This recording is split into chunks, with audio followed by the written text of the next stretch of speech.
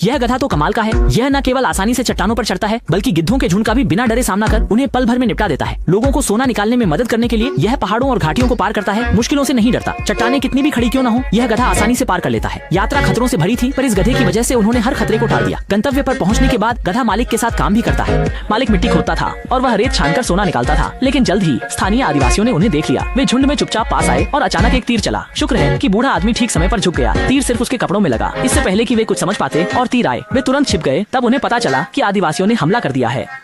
लेकिन गधा भी कम नहीं था। उसने कानों से बंदूक साधकर पलटवार किया। हर दुश्मन को गिराकर वह अपनी जीत दर्ज करता था। आदिवासियों की गोलीबारी इतनी तेज थी कि आदमी और गधे को वहां से भागना पड़ा। रोमांचक दिन बीता। रात में गधा और मालिक अलाव के पास बैठकर सिगरेट पी रहे थे। उन्होंने एक दूसरे के प्रति प्यार भी जताया। दृश्य बहुत ही प्यारा और सामंजस्यपूर्ण था। हालांकि शांति के दिन जल्द ही टूट गए।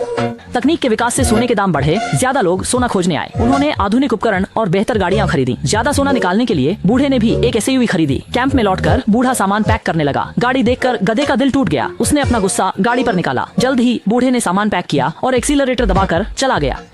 गधा मानो भुला दिया गया था। वह तेजी से पीछा करने लगा पर जल्द ही पीछे छूट गया। गाड़ी मिलने के बाद बूढ़े को उसकी जरूरत नहीं रही। यह गाड़ी उससे बेहतर थी। पानी में भी इसकी गति कम नहीं हुई। बूढ़े को दूर जाते देख गधा बहुत उदास हो गया। उसे पता था कि अब उसे कोई नहीं चाहता। बूढ़े को नहीं पता था कि उसने ऑफ रोड गाड़ी की क्षमता को ज्यादा आंका था। जिन खड़ी चट्टानों पर गधा आसानी से चलता था वे ऑफ रोड गाड़ी के लिए नरक जैसी मुश्किल थी।